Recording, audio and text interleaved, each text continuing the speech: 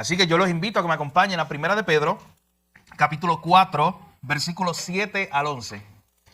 En esta mañana, nuestro tema es instrucciones para la espera. Unas instrucciones que se nos dan mientras nosotros esperamos el regreso de nuestro Señor. Mientras esperamos estar en esa ciudad celestial que también cantábamos hace unos minutos. Instrucciones para la espera. ¿Cómo esperar ese tiempo cuando el Señor consumará todas las cosas y cuando el Señor vendrá por su iglesia? Dice la palabra del Señor allá en Primera de Pedro, capítulo 4, versículos 7 al 11 de la siguiente manera. Mas el fin de todas las cosas se acerca. Sed pues sobrios y velad en oración. Y ante todo tened entre vosotros ferviente amor, porque el amor cubrirá multitud de pecados. Hospedaos los unos a los otros sin murmuraciones. Cada uno según el don que ha recibido, ministrelo a los otros, como buenos administradores de la multiforme gracia de Dios. Si alguno habla, hable conforme a las palabras de Dios. Si alguno ministra, ministre conforme al poder que Dios da, para que en todo sea Dios glorificado por Jesucristo, a quien pertenecen la gloria y el imperio por los siglos de los siglos. Amén. Padre, gracias, Señor, te damos en esta mañana. Gracias por tu palabra. Gracias por la reunión de los santos, la reunión de tu iglesia. Señor, no es poca cosa, no es un rito más, no es una ocasión más donde nos reunimos, Señor. Cada vez que nos reunimos como iglesia, Señor, estamos proclamando tu nombre. Cada vez que nos reunimos como iglesia, estamos proclamando tu evangelio, recordando tu victoria en la cruz y a través de la resurrección. Cada vez que nos reunimos como iglesia, tenemos que alentarnos y recordarnos unos a otros esta esperanza que tenemos de que tú vienes pronto por tu iglesia. Señor, ayúdanos en esta hora a aprender tu palabra. Que tu Espíritu Santo ilumine nuestras mentes y nuestros corazones mientras estudiamos tu palabra hoy. Gracias te damos, Jesús, en tu nombre oramos. Amén.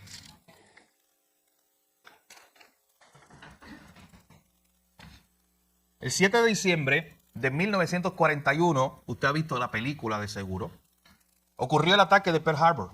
Ese ataque donde los japoneses van a una base en el Pacífico, la atacan, prácticamente la destruyen y hace que los Estados Unidos como que oficialmente entren a la guerra. Estoy hablando de la Segunda Guerra Mundial. Pero poco después, al otro día de ese ataque a esa base de Pearl Harbor, hay una invasión japonesa a las Filipinas. Ya el archipiélago, esas islas filipinas ya estaban dominadas por los norteamericanos. Era una base desde allí para operar en las diferentes regiones del Pacífico. Así que cuando ocurre la gran destrucción de Pearl Harbor, los japoneses aprovechan y atacan las Filipinas. Atacan las Filipinas a tal punto que los estadounidenses tienen que poco a poco echarse hacia atrás y huir. Llega un momento donde el general Douglas MacArthur, que estaba a cargo de esa región, tiene que salir de Filipinas en marzo de 1942. Y cuando él tiene que salir, él es el general, él es el de más alto rango en la región, allí se quedan 90,000 soldados. ¿Y tú te imaginas esto? El general diciéndole, oye, yo me voy porque tenemos que seguir operando, porque tengo que mover la base del lugar, porque el enemigo está cerca. Pero él les dijo unas palabras, de hecho, y las dijo a la prensa. Él dijo antes de irse, yo volveré. Esas fueron sus palabras, las famosas palabras del general Douglas MacArthur. Yo volveré. Ustedes quédense ahí tratando de enfrentar al enemigo. Y usted sabe, si conoce un poco de la historia, los japoneses no eran enemigos fáciles. Eran enemigos muy complicados, que estaban dispuestos a inmolarse, a explotar aviones para cumplir sus propósitos. Eran enemigos muy difíciles. Pero allí se quedaron estos 90,000 soldados con la promesa de que su general, su líder, vendría otra vez. ¿Y sabes qué? Pasó un mes y el general no llegaba. Pasaron 2 meses, pasaron 3 meses, 4 meses, pasó un año, pasaron 2 años. Pasaron al menos 2 años y medio hasta que por fin el ejército de los Estados Unidos, dirigido por el general Douglas MacArthur, pueden otra vez entrar a Filipinas y reconquistar lo que Japón le había quitado, ese territorio. Y cuando este general se baja del barco, pasan solamente unas horas y él pide una transmisión por radio. Una transmisión que todas las personas iban a escuchar en el pueblo, en la región de Filipinas. Y él da un mensaje, y el primer mensaje que él da es: pueblo de Filipinas, he regresado. Después de 2 años y medio. Luego lo llevan a encontrarse con aquellos soldados a los cuales él les había dado la promesa de que iba a regresar. ¿Y sabes qué? Solamente quedaba 1/3 de ellos vivos, porque la mayoría habían muerto, habían sido masacrados por los japoneses. Y a esta gente a las cuales él llegó, a estos soldados, él también les dijo unas palabras. Él les dijo, oye, perdónenme que llegué un poco tarde, pero llegué. Y esas fueron las famosas palabras del general Douglas MacArthur. Su vida muy interesante, usted la puede estudiar a través de narrativas, libros, documentales, pero lo que me llama la atención es esta idea de un grupo de soldados que se queda aislado en una isla filipina esperando por su general, esperando por instrucciones, esperando por provisión. Él llega 2 años y medio después, porque no había forma de atacar a estos japoneses y sacarlos y abrir camino. Y él llega 2 años después y dice esas palabras, regresé, un poco tarde, pero finalmente llegué. Y cuando tú estudias esta historia, tú te pones a pensar que el cristiano, tú y yo como cristianos, como iglesia, también tenemos una promesa. Hermano, y la promesa que se nos dio de que un día vendría otra vez Cristo para buscar su iglesia, noten que no nos la está dando un general como Douglas MacArthur, un hombre falible, un hombre que falla. Un hombre que por 2 años y medio no pudo regresar a buscar a sus soldados porque los japoneses estaban allí y él no tenía forma de entrar allí. Pero la esperanza que tiene el creyente, ¿sabes cuál es? Que cuando Cristo, el Rey máximo de su iglesia, el Señor de señores, decida venir por su iglesia, mi hermano, no hay ejército, no hay nada ni nadie en el mundo que pueda detener ese momento cuando Cristo regrese por su iglesia. ¿Y tú sabes cuál es la esperanza? Y es lo que vamos a ver hoy, que eso puede ocurrir hoy. Eso puede ocurrir mañana. Eso puede ocurrir en cualquier momento. Y la pregunta es si tú estás esperándolo. La pregunta es si tú en esta mañana estás con la conciencia de que el fin de todas las cosas se acerca, como dice nuestro pasaje de hoy, y Cristo puede venir muy pronto. Y este no es un general humano como Douglas MacArthur que nos va a decir, oye, perdóneme, llegué tarde, estaba tratando de llegar y llegué tarde. No. Mi hermano, se ha tardado lo que se ha tardado y la palabra misma lo dice. La razón por la cual lo ha hecho. Porque ha tenido misericordia. Porque está cumpliendo sus propósitos redentores y salvíficos. Porque todavía está salvando personas para su gloria. Pero cuando llegue el tiempo del fin que solamente Él conoce, Él regresará. Y no hay nada ni nadie, mi hermano, que podrá detener ese regreso. Pero mientras tanto, su iglesia está aquí esperando. Y usted sabe que el último libro de la Biblia, el libro de Apocalipsis, termina con una hermosa declaración. Termina con unas palabras de Jesús diciendo, ciertamente vengo en breve. A veces no nos ponemos a pensar eso, mi hermano. La Biblia que usted tiene, que usted carga y lee todos los días, termina así. Esas son las últimas palabras. Jesús diciendo en Apocalipsis 22, ciertamente vengo en breve. Y la contestación final de Juan, que es la contestación de la iglesia, dice, sí, ven Señor Jesús. Es la esperanza que tiene el creyente de que muy pronto estaremos con Él. Pero la pregunta que tenemos que hacernos es, ¿cuáles son las instrucciones para la iglesia mientras esperamos? Mi hermano, qué difícil es esperar. En cualquier contexto es difícil esperar. Nuestra tendencia no es a la paciencia. La paciencia es un fruto del Espíritu y la paciencia es algo que debe seguir cultivándose en su vida. Porque esa no es nuestra tendencia natural. Somos impacientes. Nos gustan las cosas en el momento y más en la generación en la que estamos viviendo, una generación rápida. Así que imagínense Cristo dando una promesa y nosotros esperando ese cumplimiento. Pero hermano, imagínense que a usted le dan la noticia y a usted por un momento le dicen que todos sus problemas se van a acabar. Y usted cuando alguien le dice eso, usted se emociona. Pero luego le dicen, pero va a ser de aquí a 5 años. O cuando alguien viene y le da la noticia y le dice, ¿sabes qué? Yo voy a pagar todas tus deudas. ¿Cuánto tú debes? Del banco, de la casa, del carro, de préstamos. Dime un documento y dime cuánto tú debes. Yo lo voy a pagar todo. ¿Qué se imagina mañana recibir una noticia? El tío rico que lo llame. Oye, dame todas tus deudas, yo las voy a pagar. Y usted se emociona y te dice, sí, aquí están, $30,000, yo no sé, 50,000, la cantidad que sea. Aquí está el tío, toma para que la pague. Y él dice, oye, te tengo una promesa. Las voy a pagar, pero de aquí a 2 años. Piensa por un momento, ¿cómo tú vivirías en ese proceso de espera? Ya tienes una promesa de que por fin vas a salir de las deudas. Ya tienes una promesa de que tus problemas se van a arreglar. Pero tienes que esperar en el camino. Y hay unas instrucciones en la espera. Mi hermano, nosotros hemos estado viendo en este sermón del capítulo 4 lo que implica ser un nuevo creyente, un verdadero creyente. Lo que implica nacer de nuevo. El pastor Edgardo hacía el resumen hace unos minutos. Lo que vimos la semana pasada en los primeros capítulos o versículos del capítulo 4. ¿Qué implica nacer de nuevo? Y el apóstol Pedro está recordándole a la iglesia. Implica tener la mente de Cristo. Implica la seguridad. Implica en nosotros estar seguros en que somos el pueblo de Dios. Implica vivir en contra del mundo, en contra de la corriente, luchando contra el pecado. Pero en este momento llega un punto donde Pedro hace algo muy interesante con su iglesia, la iglesia a la cual él está escribiendo. Llega un momento donde Pedro los está animando porque recuerden que esto es una iglesia que está sufriendo, que está pasando por mucha hostilidad, por muchas situaciones difíciles. Y llega un momento donde Pedro les recuerda su identidad, quiénes son ellos en Cristo. Y entonces les dice este verso 7, el fin de todas las cosas se acerca. Oh, mi hermano, ¿usted se imagina cómo le cayó esta verdad a estos hermanos?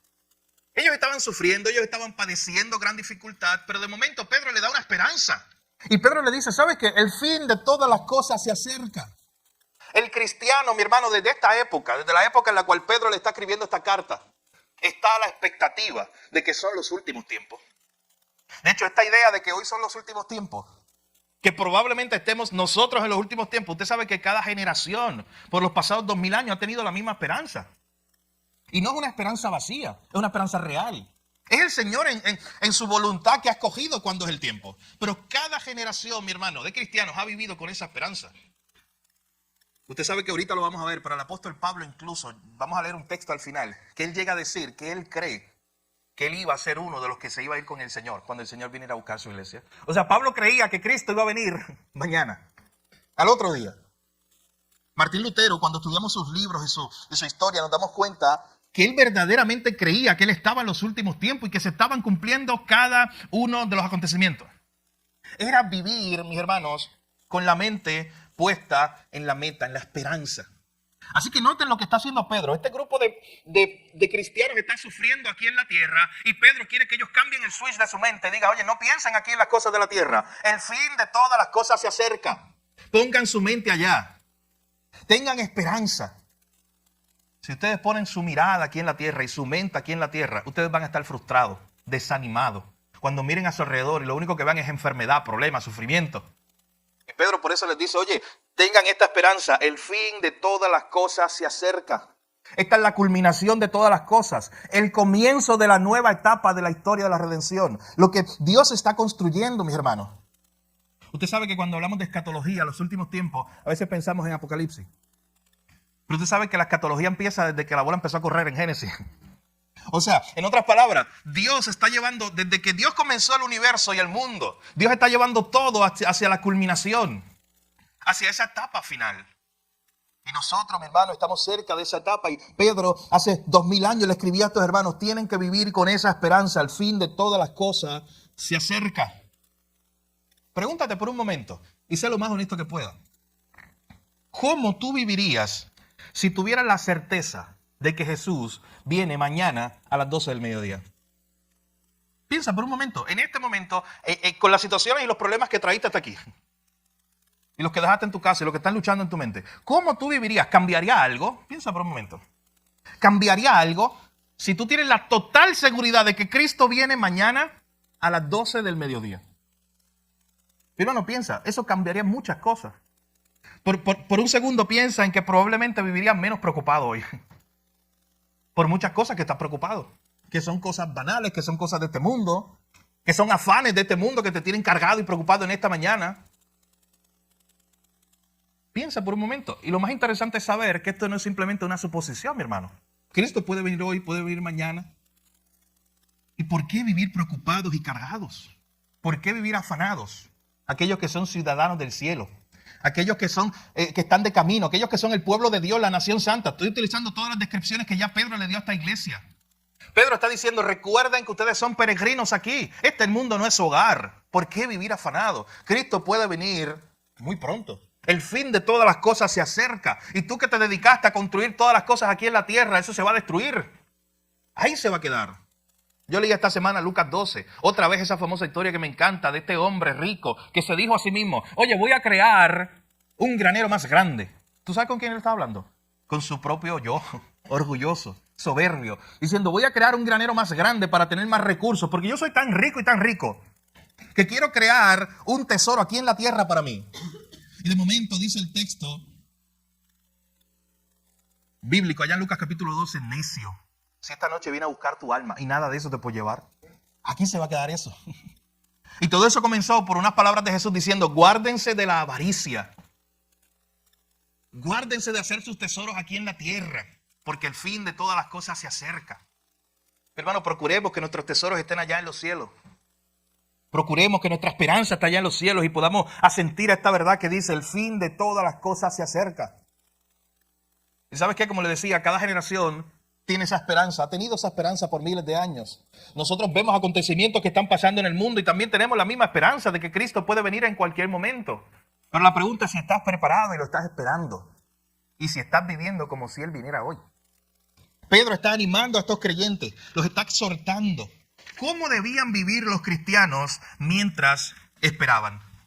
Ellos deberían vivir con esta expectativa de que Dios intervendría. Hermano, esto es una expectativa que nosotros la vemos en la Biblia desde el Antiguo Testamento. El pueblo estaba esclavizado en Egipto, pero había una promesa de que Dios intervendría. Dios los sacaría de Egipto. El pueblo después fue llevado al cautiverio babilónico y igualmente había una promesa de que Dios los sacaría de allí. El pueblo estaba muerto en delitos y pecados, en tiniebla, y había una promesa de que un niño que nos había sido dado vendría a traer la esperanza a este mundo. Vendría a traer luz en medio de las tinieblas, hablando de Jesús. Este concepto de que Dios intervendría en algún momento siempre ha arropado la Biblia, mi hermano. Y es el concepto que debes tener en tu mente, y yo debo tener en mi mente cada día. Dios intervendrá en un momento. Y Dios vendrá a cumplir todas las cosas. El fin de todas las cosas se acerca. ¿Cómo entonces debemos vivir nosotros mientras esperamos? Aquí en este texto, entre los versículos 7 al 11, al menos se nos da 4 maneras a través de las cuales nosotros debemos vivir mientras esperamos. En primer lugar, miren ahí en el mismo versículo 7. El fin de todas las cosas se acerca. Sed pues sobrios. Y esa es la primera razón o la primera idea que se nos presenta aquí en este versículo. ¿Cómo vivir mientras esperamos? Siendo sobrios. La Nueva Versión Internacional traduce ese pasaje diciendo: teniendo la mente despejada. ¿No tiene esta idea que se está trayendo aquí?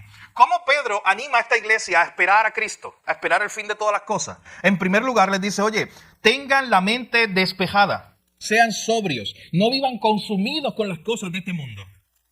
Pastor John MacArthur dice sobre este pasaje que el llamado de Pedro cuando dice sean sobrios mientras esperan la venida del Señor y el fin de todas las cosas es que no debemos dejarnos arrastrar por nuestras pasiones, por las emociones y por las cosas de este mundo, sino que tenemos que tener una perspectiva eterna sobre todos los asuntos de la vida. En otras palabras, una mente clara, una mente despejada.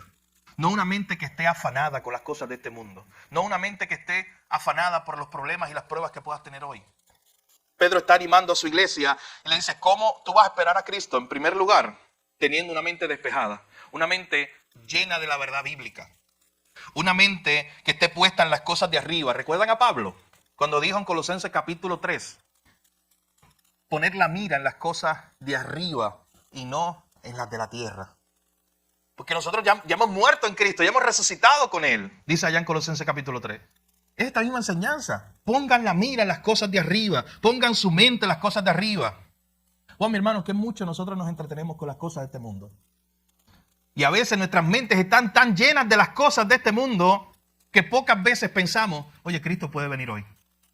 Y usted sabe que esa es una de las estrategias de Satanás. Ha sido por toda la historia una de sus estrategias. Mantener a la gente tan entretenida con los problemas del presente que no piensen en su futuro. Mantener a la gente tan entretenida que no piensen. Usted sabe que usted y yo vivimos en una generación donde estamos atacados, abarrocados por el sonido, por las imágenes visuales. Y usted sabe que todo eso está diseñado para que usted no se desconecte. Para que usted siga pensando en eso. Cuando hace unos años atrás yo utilizaba Facebook en la computadora, hace unos años atrás. Escuche bien, cuando tú todavía eras MySpace, no sé si ustedes se acuerdan de MySpace, y después vino Facebook y nadie tenía Facebook porque era algo como que raro. Y yo lo usaba en la computadora y yo recuerdo cuando tú te desconectabas, él mismo decía como: ¿por qué te desconectas tan pronto? Había una pantalla ahí que decía eso. Era esta idea de ¿por qué te vas a desconectar? Usted lo ve en Netflix y en otras plataformas de mercado así digital. Yo he estado en casa con el televisor prendido porque estábamos viendo una serie o una película y de momento aparece una pantalla igual que dice como, estoy como parafraseando, pero dice palabras como que ¿por qué te vas a desconectar? O mira esto, te recomiendo tal cosa. Porque es la idea de tenerte todo el tiempo entretenidos, todo el tiempo conectados. De hecho, todas estas plataformas viven de eso, de que tú y yo estemos conectados. De hecho, ellos generan dinero mientras tú y yo estamos aquí conectados viendo su contenido. Tú y yo no generamos nada. Ellos son los que allí en una oficinita con aire acondicionado en Miami están generando millones de dólares mientras tú y yo estamos aquí con el dedito ahí viendo el contenido que ellos producen. Pero piensa por un momento, de eso se trata este mercado, esta idea de entretenernos, de mantener nuestras mentes aquí. Las plataformas de televisión igual, los libros, las revistas. Nosotros vivimos especialmente en una generación tan visual que todo el tiempo algo o alguien está tratando de llamar nuestra atención. Las campañas publicitarias pelean entre ellas por quién puede llamar la atención de nosotros primero. Si tú sales de aquí a comer en Kentucky o en Wendy, ninguno de ellos me paga. Si tú sales a comer de aquí a Kentucky o a Wendy, ellos están peleando por tu atención para que tú veas cuál de los dos te llama más la atención. Hermano, esas son cosas banales. Piense, su mente, mi mente, está demasiado entretenida con las cosas de este mundo. Y por eso Pedro en primer lugar dice, sean sobrios, que su mente esté muy clara, que su mente esté despejada de que ustedes no son de este mundo, de que ustedes están esperando a su Salvador. No te entretengas tanto con las cosas de este mundo, que se te olvide que tu Salvador viene de camino a buscarte, que se te olvide que tú no eres de aquí. No te entretengas tanto construyendo un castillo aquí en este mundo que se te vaya a olvidar que tus mansiones, tu ciudad, tu casa no está aquí en este mundo. Está allá en los cielos. Así que ese es el primer llamado de Pedro. El fin de todas las cosas se acerca, así que seamos sobrios, tengamos una mente despejada, con la mente puesta y la mirada puesta en las cosas de arriba. En segundo lugar, mire lo que dice ahí mismo en el verso 7. Sean sobrios, tengan la mente despejada y velen en oración. Hermano, el que vela es porque está esperando algo. Y cuando dice velen en oración, es este concepto, esta idea de velen todo el tiempo esperando. O sea, Pedro le está diciendo a la iglesia, mientras ustedes esperan, número uno, tengan la mente despejada, no entreteniéndose con las cosas de este mundo. Y en segundo lugar, vivan velando en oración, esperando esa venida de su Salvador. Ustedes recuerdan en Mateo capítulo 26, esta escena donde Jesús se lleva a algunos de sus discípulos para ir a Getsemaní a orar, porque él estaba bien cargado. Y dice el texto bíblico que él se lleva a estos personajes, a 3 de los suyos, y les dice, oye, aguarden conmigo aquí un poco, yo voy a ir allí a orar a mi Padre. ¿Y ustedes recuerdan lo que ocurre? Cuando Jesús regresa por sus discípulos, estaban dormidos. Mi hermano, si usted le da rewind y lee unos versos anteriores, esta es la misma gente que había dicho, nosotros estamos dispuestos a ir a morir allá en la cruz. Nosotros estamos dispuestos a morir contigo, Jesús. Y Jesús les dice, oye, y me hicieron esa promesa y no pudieron velar conmigo ni siquiera una hora. Y no pudieron esperar que yo orara allí con mi Padre y ya se quedaron dormidos. Y Jesús les dice allí, velad y orad para que no entréis en tentación. Es esa misma idea. Estén pendientes, estén preparados todo el tiempo, velando y orando. Pedro les está diciendo esto a estos hermanos. Tienes que preguntarte hoy, cuando Cristo regrese, ¿le estarás esperando? O sea, si Cristo regresa hoy, te encontrará a ti, me encontrará a mí, nos encontrará a la iglesia esperándole con ansia. O seremos de aquellos que hipotéticamente, porque esto no es algo que puede ocurrir, pero seremos de aquellos que le digamos, oh Señor, espera un momento, ven ahorita porque tengo un asunto que hacer. Señor, detén tu venida hoy porque es que yo tengo un contrato que cerrar millonario. Señor, es que mañana compro casa, es que mañana voy a hacer esto. Entretenidos con las cosas de este mundo. ¿O eres tú de aquellos que verdaderamente estará esperando al Señor cuando Cristo regrese? Miren lo que dice, quiero que me acompañen a Lucas 18, verso 8. Esa última parte dice, pero cuando venga el Hijo del Hombre, miren esa pregunta, ¿hallará fe en la tierra? Cuando venga el Hijo del Hombre, ¿nos encontrará velando en oración? Cuando venga el Hijo del Hombre, ¿hallará su iglesia esperándolo? Cuando venga el Hijo del Hombre, tienes que preguntarte tú en esta mañana, ¿tú lo estarás esperando? Si llegare hoy, ¿tú lo estabas esperando hoy? Hermano, todos los días de tu vida, Pedro le está diciendo a esta iglesia, tienen que vivir con esta expectativa porque el fin de las cosas se acerca. Y tienes que vivir con una mente despejada y tienes que vivir velando en oración, esperando, como Cristo mismo nos enseñó allá en la oración modelo del Padre Nuestro. Señor, que venga tu reino. Hermano, pregúntate en esta mañana, ¿es esa una oración que tú incluyes todos los días en tus oraciones? Señor, que venga tu reino hoy. Señor, yo te espero hoy. Yo quisiera que tú vinieras hoy, Señor. Piensa por un momento, ¿cómo es la expectativa de esperar a alguien querido. Cuando tú estás esperando a alguien querido, alguien por el cual tú no estuviste por mucho tiempo, un familiar, ¿cómo es esa expectativa de esperarlo? ¿Cuánto más debe ser la expectativa de estar esperando a nuestro Señor y Salvador Jesucristo?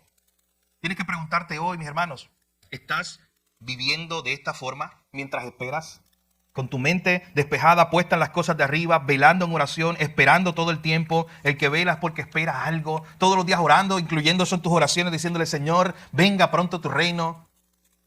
Yo no quiero entretenerme demasiado con las cosas de este mundo. Mi hermano, ore de esa manera. Y dígale al Señor, Señor, perdóname, porque muchas veces yo me he entretenido demasiado con las cosas de este mundo, que se me ha olvidado que soy un ciudadano del cielo. Porque a veces tengo tantos problemas y tantas cosas aquí que me envuelvo en este mundo y se me olvida mi ciudadanía celestial, mi herencia. Todo lo que Pedro ya dijo que tiene el pueblo cristiano. Oremos al Señor de esa manera. Así que, ¿cómo debemos vivir mientras esperamos? En primer lugar, siendo sobrios, con la mente despejada. En segundo lugar, velando en oración. En tercer lugar, vea conmigo los versos 8 y 9. Pedro entonces comienza a hablar de otra característica que tienen que manifestar los cristianos mientras esperan. Dice, y ante todo, versículo 8, tened entre vosotros ferviente amor. Así que debemos vivir mientras esperamos, siendo sobrios con la mente despejada, velando en oración y amándonos como fuimos amados. Amándonos con el amor de Cristo, amándonos con el amor sacrificial, amándonos fervientemente. Cristo viene a buscar una sola iglesia, una iglesia que esté unida. Cristo no viene a buscar diferentes bandos. Cristo no viene a buscar primero un grupito para decir, oye, primero busco este y después aquello. Cristo viene a buscar una iglesia que se supone que se esté amando. Y volvemos a hacer la misma pregunta. Cuando Cristo venga a buscar su iglesia, ¿estará su iglesia unida? ¿O nos estaremos peleando por las paredes de la iglesia de que las pintamos de brown y otras personas las querían pintar de azul? ¿Cristo encontrará su iglesia unida? Pero hermano, el mundo allá afuera se está cayendo. El mundo allá afuera se está perdiendo. Hay millones de personas, miles de personas que mueren todos los días sin Cristo y es triste. Es una tragedia que la iglesia esté peleando entre ella misma cuando el mundo allá afuera se está perdiendo. De hecho, hace muy poco leía un debate en las redes sociales de un hermano en los Estados Unidos que sacó un tema muy debatible, un tema teológico, y claro, mucha gente le respondió. Antes yo era de aquellos que también respondía y debatía y todo eso, pero hace mucho tiempo no lo hago, ni me interesa hacer eso en ese foro. Pero yo recuerdo hace muy pocos días que vi este hermano que pone esto, una declaración teológica para debatir. Muchas personas le responden y uno de ellos responde algo que llamó mucho mi atención, pero fue como la lanza que traspasó mi corazón. Porque llega un momento donde uno de ellos cita a un profesor de griego que tuvo en el seminario. Y le dice, ¿sabes qué? Yo tuve un profesor de griego en el seminario que me dijo que hay cristianos que solamente se van a abrazar en el cielo. Y eso es una tragedia. Eso es algo muy triste. Eso no debe ocurrir. Ese no es el evangelio de amor, de esperanza, de perdón, de misericordia de Cristo. O sea, porque aquí estamos tan divididos que no nos podemos abrazar. Porque aquí en la tierra estamos tan divididos que no queremos ni compartir el mismo lugar. Mi hermano, eso es una tragedia, porque Cristo dijo que el mundo nos conocerá porque nos amamos y estamos unidos. Y por eso Pedro le está diciendo a estos hermanos, oye, mientras ustedes esperan, sean un testimonio al mundo. Vivan unidos, vivan en amor, ante todo, tengan amor entre ustedes. Mi hermano, y esto no es un amor pasajero. No es te amo si me amas, o te amo cuando me amas. No, es el amor sacrificial, el amor de Cristo, el amor de entrega. Noten que ahí se utiliza un adjetivo. Ámense con ferviente amor. Es un amor verdadero. Es un amor comprometido con el bienestar del otro. Y miren lo que dice luego a la última parte del verso 8. Porque el amor cubrirá multitud de pecados. Pedro sabía que los hermanos viviendo juntos en la iglesia, entre ellos iban a encontrar incomodidad. ¿Se acuerda del libro de los miércoles? Iban a encontrar situaciones entre ellos porque somos pecadores que estamos siendo transformados. Así que Pedro sabía que yo iba a pecar contra mi hermano y mi hermano iba a pecar contra mí en algún momento. Pero noten que Pedro nos está diciendo la solución. ¿Cómo vamos a resolver eso? Mírenlo ahí, la última parte del verso 8. El amor, ese ferviente amor, basado en el amor de Cristo que nos perdonó, es el amor que va a cubrir multitud de pecados. Es el verdadero amor de Cristo en nosotros que va a perdonar a nuestros hermanos cuando tengamos diferencia, para seguir siendo un testimonio al mundo, a un mundo que nos está mirando. Así que mis hermanos, mientras esperamos, tenemos que vivir amándonos unos a otros, amándonos con este amor ferviente, perdonándonos unos a otros, porque el verdadero amor cubre multitud de fallas o pecados. Usted sabe que fue el mismo Pedro que en una ocasión le preguntó a Jesús, ¿hasta cuántas veces tengo que perdonar a mi hermano? O sea, tal vez él tenía una libretita. Y decía, Mateo, hoy tú me has fallado la vez número 68. Hoy tú me has fallado la vez número 50. Ya está en mi límite, Mateo. ¿Usted se imagina eso? De momento le hace esa pregunta a Jesús. ¿Y hasta cuántas veces tengo que soportar que mi hermano me haga algo o me falle o peque contra mí? Hay como una cantidad donde yo diga, no, esta cantidad y después de ahí no te perdono más. ¿Usted sabe lo que hace Jesús? Decirle, oye Pedro, ven acá, 70 veces 7. Y no es para que Pedro hiciera el cálculo y lo sumara y entonces dijera, oye, pues multiplico 70 por 7, entonces sale la lista de perdón de veces que te voy a perdonar. No, mi hermano. 70 veces 7 era un número infinito para los judíos. Esa era la idea de, ven acá Pedro, te voy a decir, ¿tú quieres saber el número? 70 veces 7, infinito. Tienes que seguir perdonando y amando a tu hermano. ¿Era algo fácil para Pedro? No. ¿Es algo fácil para nosotros hoy? Mi hermano, no lo es. Lucha contra nuestro orgullo, contra nuestra carne. Pero la Escritura nos llama a eso. Mientras esperamos el fin de todas las cosas, tenemos que tener la mente despejada, tenemos que velar en oración y tenemos que amarnos fervientemente unos a los otros, dispuestos a perdonar, no importa las veces que nos fallemos unos a otros. Ese es el llamado de Cristo a su iglesia mientras espera. Una iglesia que se ama, que se perdona, que está haciendo testimonio al mundo. De hecho, miren el verso 9. ¿Saben lo que hace el verso 9? El verso 9 nos da como una muestra o un ejemplo del verdadero amor ferviente que debemos tener unos a otros. Dice el verso 9, hospedaos los unos a los otros sin murmuraciones. Y esto pareciera, cuando tú lo lees en contexto, que Pedro está regañando a fulano y fulana de la iglesia por alguna razón. Pero no, mi hermano, miren el contexto completo. Pedro está hablando con una iglesia que está esperando a su Salvador y Pedro les está diciendo, oye, ámense fervientemente. Usted sabe una forma en que tú vas a demostrar el amor.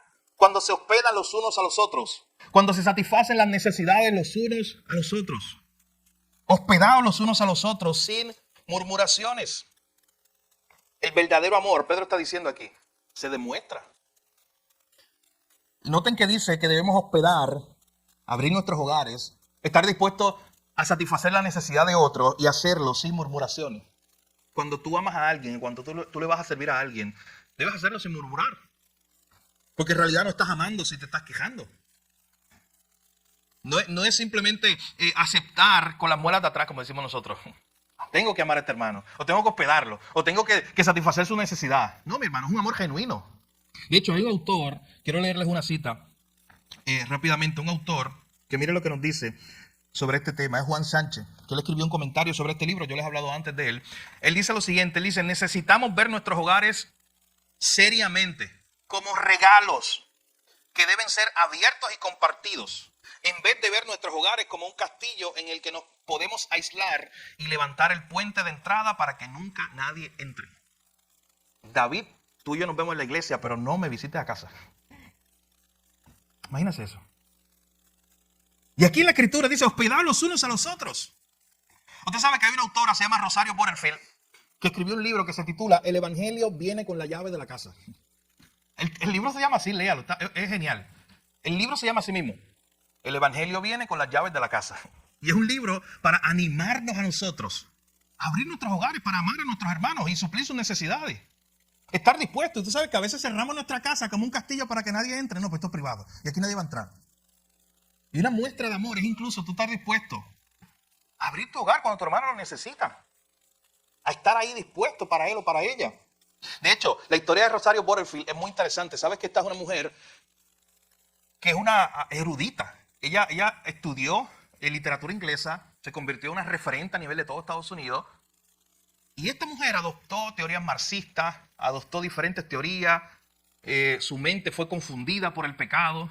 Ella comenzó una relación con otra mujer.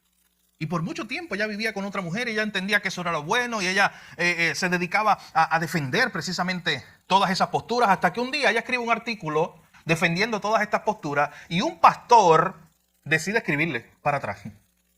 De hecho, ¿sabes qué decide? No solamente escribirle, decide invitarla a su casa para que junto a su esposa, este pastor, hablen con ella y le contesten las preguntas. Las preguntas de la fe cristiana, las preguntas que ella tenía de la Biblia. Y sabes que este pastor la hospedó en su casa por un tiempo con su esposa. Juntos fueron a través de la Biblia, la amaron, le enseñaron el Evangelio. Hasta el punto que ella en el camino, el Espíritu Santo iluminó su mente, ella entendió la verdad del Evangelio, se convirtió, entregó su vida al Señor, dejó su vida de pecado con esa otra mujer, se casó, hoy está casada con un pastor de hecho, y juntos se dedican a ir al mundo a dar conferencias.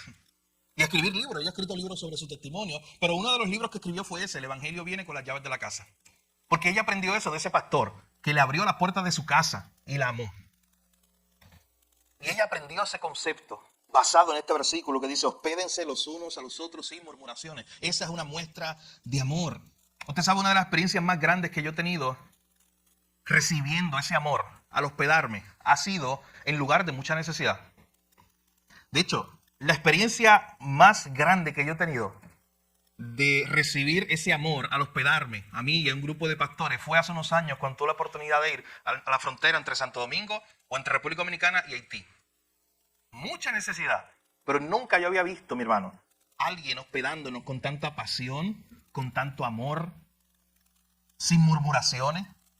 Yo recuerdo que nosotros llegamos a la frontera de República Dominicana y allí estaba una señora humilde, en su casita humilde, preparándonos una super comida para nosotros.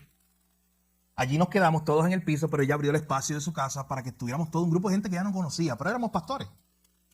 Luego cruzamos el río, fuimos a Haití, nos quedamos una noche allá y nos quedamos en la casa de Francisco. ¿Usted sabe quién es Francisco? Que es el director, policía, pastor, diácono. Él ha hecho muchas funciones allí en esa pequeña comunidad de la escuela que nosotros le hemos mencionado aquí, que la iglesia está apoyando. Y nos quedamos en la casa de Francisco. ¿Y sabe que Francisco no durmió en su cuarto para dejarnos a nosotros? Y no hubo forma de nosotros decirle, no, Francisco, duerme tú, ese es tu cuarto ahí. No, no, no. Él quería darnos a nosotros lo mejor que él podía darnos. Una casita lo más humilde que usted se imagina. Allá en Haití ya. El piso de tierra y todo eso. Y de hecho, ¿sabes qué? Casi él no durmió velándonos al frente de que no viniera nadie a atacar el lugar, porque éramos extranjeros. De hecho, él también es el guardia de seguridad.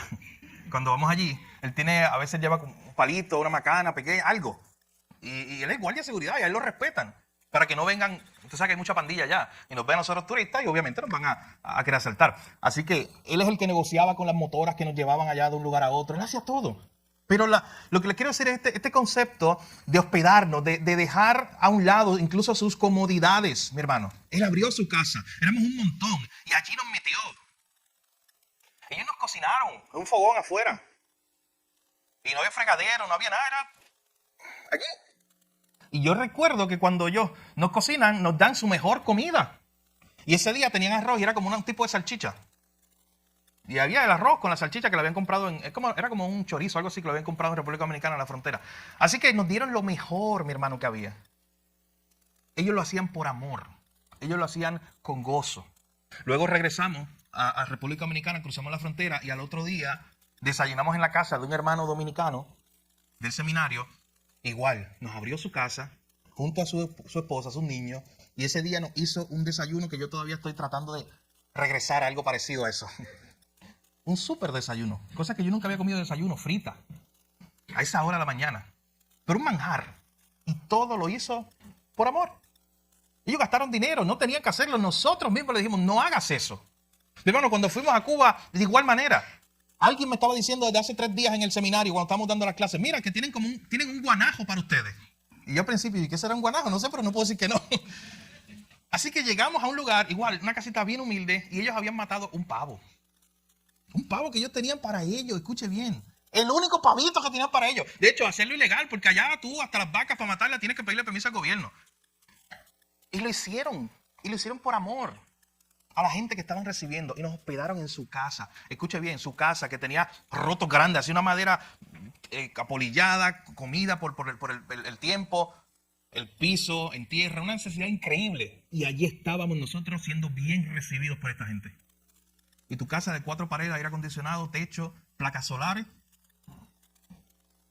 Pocas veces le abrimos nosotros las puertas a un hermano o a alguien para atender una necesidad. Miren la diferencia, mi hermano. Es que a veces la necesidad nos lleva a recordar que este mundo no es nuestro hogar. Que las cosas de aquí no son las más importantes. Y estos hermanos allá en situaciones muy pobres saben eso. Ellos no ponen su esperanza en la riqueza, que eso no es lo más importante. Ellos ponen su esperanza en los cielos. Y ellos están dispuestos a hospedarte, a darte lo mejor que ellos tengan por amor a Cristo. Este es el llamado del verso 9. Tenemos que amarnos fervientemente, hospedándonos los unos a los otros sin murmuraciones. Y por último, vea los versículos 10 y 11. ¿Cómo debemos vivir mientras esperamos? En primer lugar, debemos vivir siendo sobrios, con la mente despejada. En segundo lugar, debemos vivir velando en oración. En tercer lugar, debemos vivir amando como fuimos amados por Cristo, sacrificialmente. Y en cuarto y último lugar, ¿cómo debemos vivir mientras esperamos el regreso de Cristo? ¿Cómo debe vivir la iglesia? Debemos vivir poniendo nuestros dones en acción para la gloria de Dios y la edificación de la iglesia. Debemos no solamente amarnos unos a otros, sino que Pedro cierra esta sección diciendo que debemos servirnos unos a otros. Mire lo que dice el verso 10. Cada uno, según el don que ha recibido, ministrelo a los otros, como buenos administradores de la multiforme gracia de Dios. Cada uno, según el don que ha recibido, ministrelo a los otros. Noten, Pedro está recordándole a la iglesia que cada uno de los que está allí recibió un don de Dios. Que no fue que ellos nacieron con eso, no, un don que Dios les dio y para que lo use para la edificación de la iglesia. Noten que no son dones para usarlo para uno mismo. Son dones para usarlo, dice el texto, para ministrarlo a otros. Es un don que Dios te dio para que tú lo uses para bendecir a otros. Ese es el llamado que se nos da en la Escritura, mis hermanos.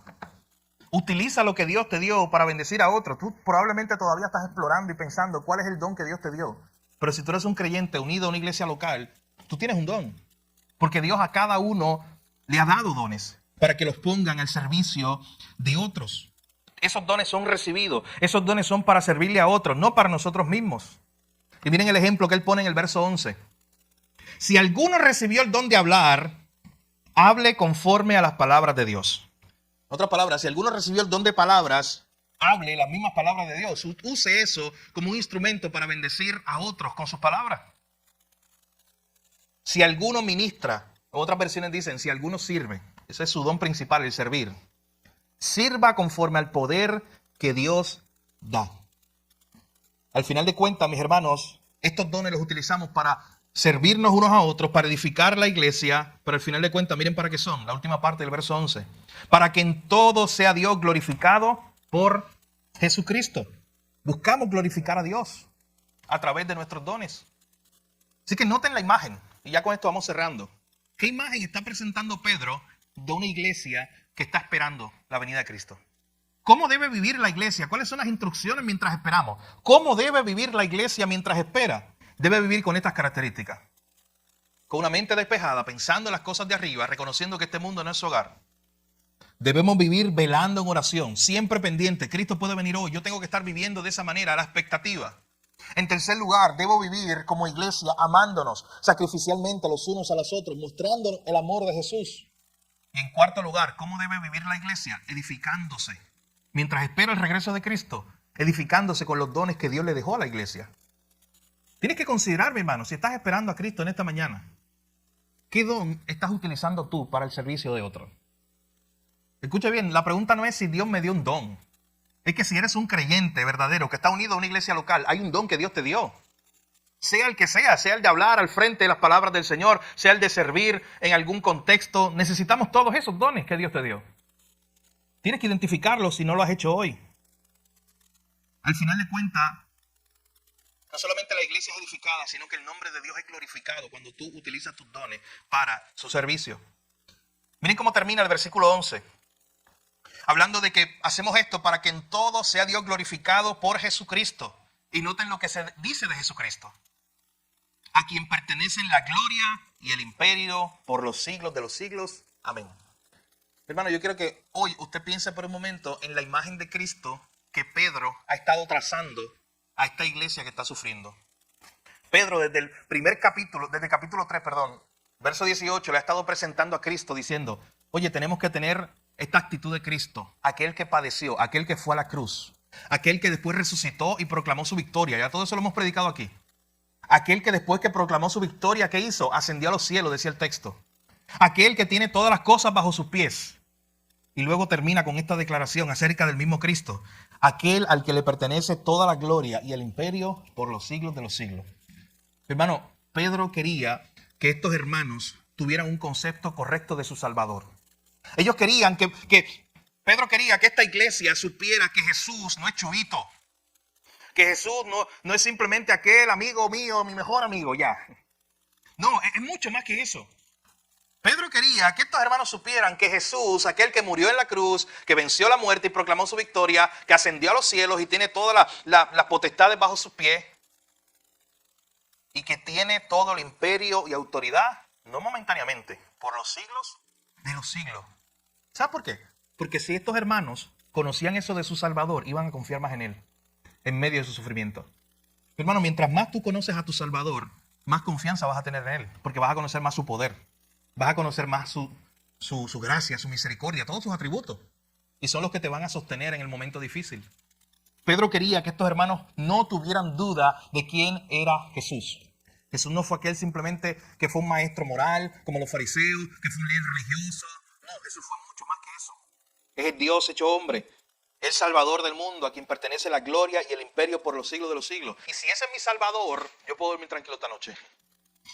Entonces Pedro le está diciendo este mensaje a estos hermanos. Mientras esperamos a ese que tiene toda la autoridad y el imperio por los siglos de los siglos, mientras lo esperamos, ¿cómo debemos vivir? Vivamos de esta manera, como hemos visto en esta mañana. Yo quiero terminar viendo unas palabras de Pablo, las que les dije en la introducción. Unas palabras de Pablo a la iglesia de Tesalónica. Escuche bien lo que Pablo le dice a los tesalonicenses, allá en Primera de Tesalonicenses, capítulo 4.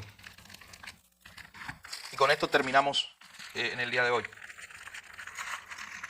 Primera de Tesalonicenses, capítulo 4, versos 13 al 18.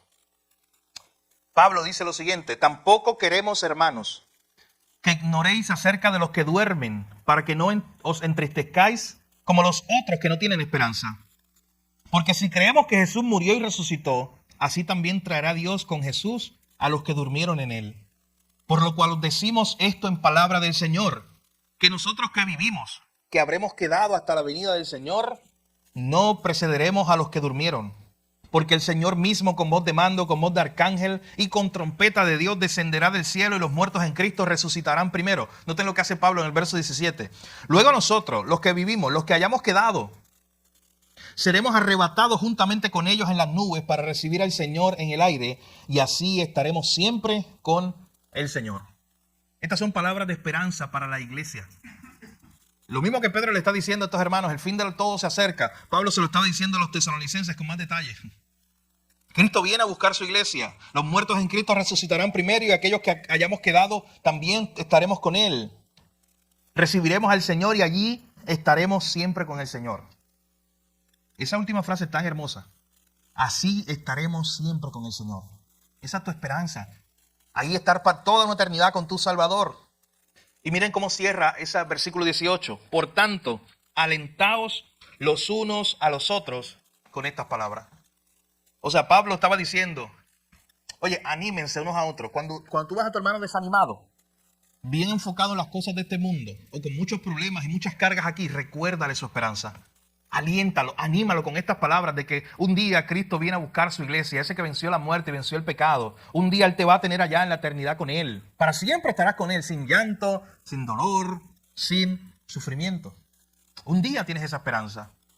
Y Pablo dice, aliéntense los unos a los otros con esta verdad. Esto es lo que está haciendo Pedro, mi hermano, en el pasaje que vimos hoy. Animando a esta iglesia que está sufriendo para que cambien su mente y no la pongan aquí, en las cosas de este mundo, porque el fin de todas las cosas se acerca. ¿Cómo debemos vivir? Ya Pedro nos lo ha mencionado en esta mañana. Debemos vivir siendo sobrios, con nuestra mente despejada, puesta en las cosas de arriba. Debemos vivir también velando en oración todo el tiempo. Esperando, vivir a la expectativa de que Cristo viene pronto. Debemos vivir amándonos con ese amor sacrificial.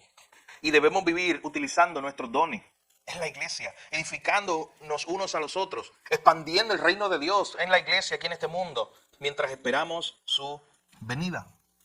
Tienes que preguntarte en esta mañana, ¿estamos viviendo de esta manera mientras esperamos al Señor? ¿Estás viviendo hoy a la expectativa de que Cristo puede venir hoy? ¿O puede venir mañana? ¿Puede venir pronto? Si Cristo viene hoy, pregúntate, ¿eres tú de aquellos que lo estaban esperando hoy? ¿Eres tú de aquellos que se levantó esta mañana diciéndole gracias, Señor, por este día, un día más de vida? Qué bendición sería que tú hoy vinieras. Venga a tu reino, como dice la oración del Padre nuestro. O serás de aquellos que están tan enfocados en las cosas de este mundo que ni siquiera te pasa por la mente, que te va a tomar como de accidente, de sorpresa. Hasta va a ser actitud de queja probablemente. Así que pensemos en eso. Piensa por un momento en esta mañana, medita. ¿Estás tú esperando a tu Salvador? ¿Y lo estás esperando con esa actitud? Esa actitud de gracia, de misericordia, de amor, edificándonos unos a los otros en la iglesia, amándonos, expectantes, velando en oración y con la mente despejada, puesta en las cosas de arriba. Oremos al Señor en esta mañana que nos encuentre con esa actitud mientras esperamos a nuestro Salvador. Vamos a orar. Padre, gracias te damos en esta hora. Gracias por tu palabra. Gracias por la iglesia, Señor, que se reúne hoy a escuchar tu palabra. En esta hora te pedimos que nos animes, Señor, a aplicar estas verdades por medio de tu Espíritu Santo a nuestros corazones, a nuestras vidas. Señor, Pedro está animando a esta iglesia que estaba sufriendo, que estaba pasando gran necesidad, para que ellos pusieran su mirada en las cosas de arriba, para que ellos recordaran que son una nación santa, un pueblo apartado, adquirido por Dios, para que ellos recordaran que ellos no eran de este mundo, que ellos son pasajeros, extranjeros y peregrinos aquí, y que su esperanza está allá en los cielos. Te pedimos que nos ayudes, Señor, a vivir con esa misma actitud hoy. Que nos ayudes en esta mañana, Señor, a vivir expectantes, velando en oración, siendo sobrios, con nuestra mente despejada, preparada, no entretenida con las cosas de este mundo, sino preparada para tu venida, Señor. Oh Señor, que cuando tú vengas a buscar a tu iglesia, encuentras una iglesia que está unida, que se está amando con ese amor ferviente. Oh Padre, que cuando tú envías a tu Hijo Jesucristo a venir por tu iglesia, encuentra una iglesia que sea una iglesia que esté utilizando sus dones para servirse unos a otros, para edificar el reino de Dios aquí en la tierra mientras tú vienes. Ese es el llamado, esa es la misión que tú nos has dado mientras tú regresas. Oh Señor, esperamos tu venida. Ayúdanos a tener la esperanza correcta, la mente correcta, Señor, sabiendo que este mundo no es nuestro hogar y que un día el sufrimiento acabará, Señor. Gracias te damos por tu palabra. Grábala en nuestras mentes y en nuestros corazones te pedimos. En nombre de Jesús oramos. Amén. Bueno, si tú estás aquí en esta mañana y no has conocido a Cristo, no estás en Cristo, todas estas promesas, gracias, todavía no las tienes. Y hoy puede ser el día de salvación. Hoy puede ser el día en que tú vengas al Señor, en que tú pongas tu fe en Cristo. Ahí donde tú estás, tú puedes orar, reconociendo que no puedes salvarte a ti mismo y que solamente hay salvación en Cristo Jesús. Puedes pedirle perdón a Dios por tus pecados y esperar en esa promesa que dice la palabra que seremos perdonados y seremos salvos todos aquellos que crean en Él. Así que si tú estás aquí en esta mañana y no estás en Cristo, hoy te invito a venir a Él. Hoy te invito a poner tu fe en Jesús. No te vayas de este lugar sin poner tu fe en este glorioso Salvador que nos amó tanto, que padeció allí en la cruz por nuestros pecados. Pero no se quedó allí. Él venció la muerte, Él venció el pecado, Él resucitó el tercer día, ascendió a los cielos, está entronado, tiene toda la autoridad. Y por los siglos de los siglos, dice el texto, tiene la autoridad para reinar. Un día vendrá a buscar su iglesia. Pedro dijo, el fin de todas las cosas se acerca. Mi hermano, ¿estás tú preparado hoy? Si no estás en Cristo, es como si estuvieras fuera del arca cuando llegó todo el torrencial de agua. Y allí vas a aparecer si no estás en Cristo. El que está en Cristo es el que está en el arca, el que está dentro, el que está salvo. Hoy puedes tener la seguridad de salvación si no la tienes. Y te invito a no salir de este lugar sin tener esa seguridad de salvación y poner tu fe en Jesús.